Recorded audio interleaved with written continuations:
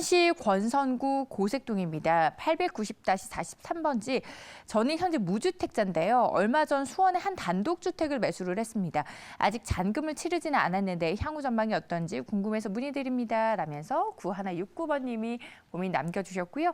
이 질문은 윤신원 전문가님 해결해 주세요. 네. 지금 일단 수원 전체를 좀 먼저 보실 필요가 있으실 것 같은데요. 수원 전체를 이제 보게 되면은 이쪽에 경기도청이 있잖아요. 이 경기도청을 지금 중심으로 해가지고 이제 그 동쪽하고 이제 서쪽으로 이렇게 나눠져서 이제 개발이 이제 이루어진 곳이 이제 수원이라고 이제 볼 수가 있겠는데요.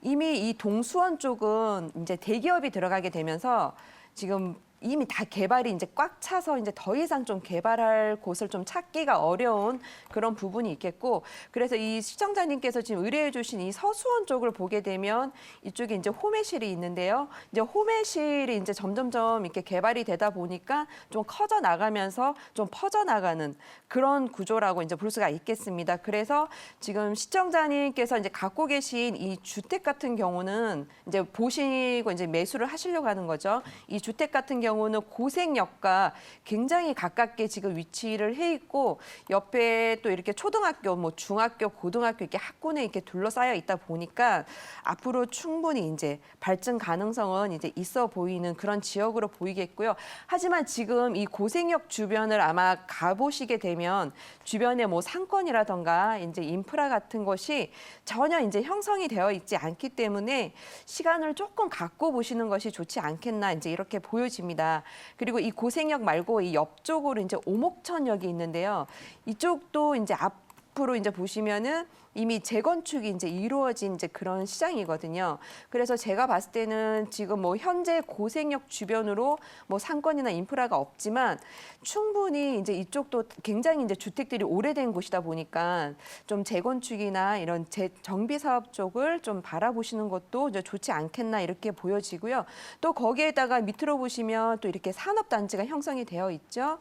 또 옆으로는 또 이제 수원 비행장이 있는데, 이 수원 비행장 같은 경우는 지금 뭐 이전을 한다는 뭐 이런 이슈가 이렇게 계속 나오고 있기 때문에 이 수원 비행장이 정말로 이제 이전을 하게 된다면 이쪽 지역 같은 경우는 이제 그걸로 인해서 정말 지가 상승이 오를 수밖에 없는 이제 그런 지역으로 보여지고요.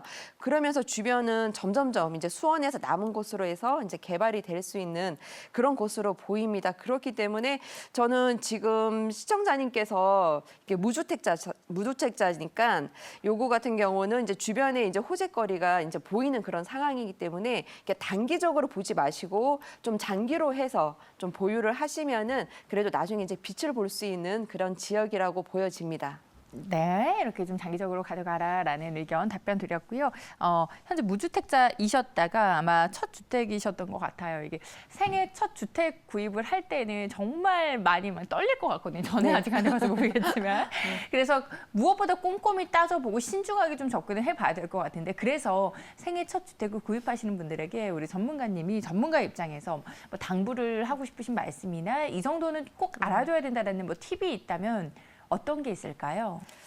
일단 지금 뭐 생애 최초 무주택자분들 네. 이런 분들은 지금 혜택을 좀 받을 수 있는 부분들이 있으신데, 네. 그 부분이 이제 세금하고 뭐 대출에 관련된 이제 그런 부분이시겠죠. 네. 그래서 이제 무주택 실수요자들 이런 분들에게는 이렇게 대출 한도를 좀 확대를 해주겠다. 이렇게 부부 합산 소득이 기존에는 뭐 8천만 원 이하까지였다면 9천만 원까지, 그리고 이제 생애 최초는 이제 1억 미만까지 해서 확대를 하겠다. 뭐 이런 내용이 이제 7월 달부터 시행이 된다고 하고요. 거기에 또 이제 주택 가격 기준이 투기 가열 지구는 이제 6억 원 이하에서 이제 9억 원 이하까지, 그리고 조정 대상 지역은 이제 5억 원 이하에서 8억 원 이하까지 이렇게 이제 가격을 조금 더 이제 올리는 이제 그런 기준이 되겠고, 또 LTV 같은 경우도 10% 포인트에서 뭐 20% 포인트까지 우대 폭도 조금 이렇게 상향을 하겠다, 이제 이런 부분들이 지금 나오고 있다 보니까 이런 좀 작은 부분들까지 조금 꼼꼼하게 좀 체크를 해보시고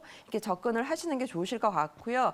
그런데 이제 청약 같은 경우도 이제 보게 되면 지금 사실 내 조건에 따라서 뭐 청약을 하느냐 아니면 뭐 일반 매매를 하느냐가 조금 갈릴 텐데요. 사실 수도권에 있는 좀 인기 지역 같은 경우는 뭐 청약을 넣고 싶어도 너무나 이제 까다로운 게 사실이잖아요. 그쵸. 예. 그래서 무주택 기간도 뭐 10년 이상이 돼야 되는 거고 뭐 부모를 봉양을 한다던가 아니면 뭐 자녀가 있어야 된다 뭐 이런 조건들이 있기 때문에 사실 30대 분들이 점수로 해서 들어가기가 쉽지 않기 때문에 이 30대 분들은 뭐 신혼부부 특별공제라던가 아니면 생애 최초 이런 것을 좀 이용을 하시는데 이 부분도 추첨제로 하다 보니까 조금 모든 분들에게 기회가 돌아가지 않는 부분이 있습니다. 그래서 저는 생애 최초 이제 첫 주택이나 이렇게 무주택자 분들이 이렇게 주택을 구입을 하실 때는 사실 뭐 투자 목적보다는 좀 실제로 내가 좀 거주를 하는 그런 목적으로 해서 이렇게 주변에 이제 형성돼 있는 나의 생활 편의성이라든가 직주 근접 뭐 이런 부분들을 좀 잘 살펴보시고 나중에 또 이제 직장 내 뭐 이동이나 이런 부분까지 좀 꼼꼼하게 보시고 좀 신중하게 결정을 하셔서 들어가셨으면 좋겠습니다.